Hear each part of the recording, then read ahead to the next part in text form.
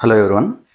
చాలా సందర్భాల్లో మనం లోన్లు పెట్టో లేదా అధిక మొత్తంలో ఏదో ఒక రకంగా డబ్బుని కూడగట్టుకొని ఓ ఫ్లాట్ని కొనుక్కోవాలనో లేదా ఒక ఇంటిని కన్స్ట్రక్షన్ చేయించుకోవాలని చెప్పో బిల్డర్కి డబ్బులు పే చేస్తాం.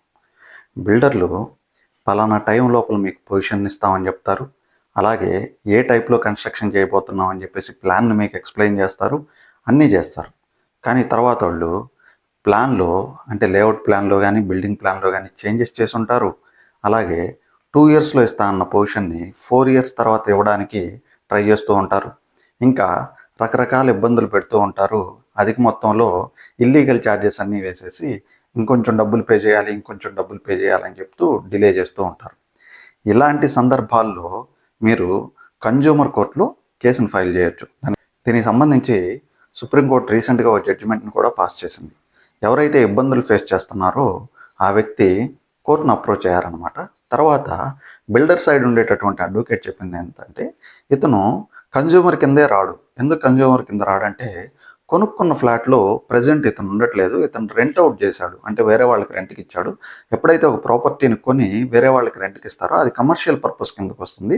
కాబట్టి ఇతను కన్జ్యూమర్ కాదు కాబట్టి అసలు ఈ కోర్టులో కేసు వేయడానికి అధికారమే లేదని చెప్పారు.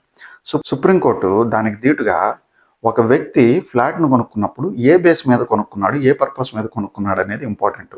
అతను పర్సనల్ యూజ్కి కొనుక్కొని ఉండొచ్చు, రెసిడెన్షియల్ పర్పస్ కోసం కొనుక్కొని ఉండొచ్చు. దాన్ని మీరు ఎలాగా కమర్షియల్ పర్పస్ అని చెప్తారు, ఎవరికైనా రెంట్కి ఇచ్చినంత మాత్రాన అది కమర్షియల్ పర్పస్కి అయిపోదు అని చెప్పి సుప్రీంకోర్టు క్లియర్గా చెప్పింది. కోర్టు ఇక్కడ మెయిన్గా కన్జ్యూమర్ ఎటువంటి ప్రాబ్లమ్స్ ఫేస్ చేశాడు అనే దాని మీద మెయిన్గా ఫోకస్ చేసింది.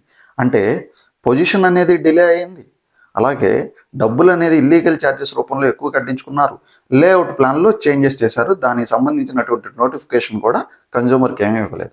వీటన్నిటిని వదిలేసి అతను అసలు కన్జ్యూమరే కాదని చెప్పడం కరెక్ట్ కాదని చెప్పేసి సుప్రీంకోర్టు చెప్తూ వాళ్ళని తగిన ఛార్జెస్ అన్ని పే చేయాలని చెప్పేసి డైరెక్షన్ చేసింది.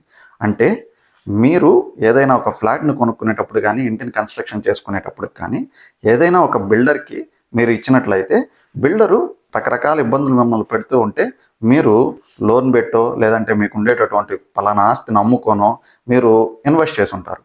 ఇటువంటి ప్రాబ్లమ్స్ కానీ బిల్డర్ నుంచి మీరు ఫేస్ చేస్తూ ఉన్నట్లయితే మీరు ఖచ్చితంగా కోర్టుని కన్సల్ట్ అవ్వండి.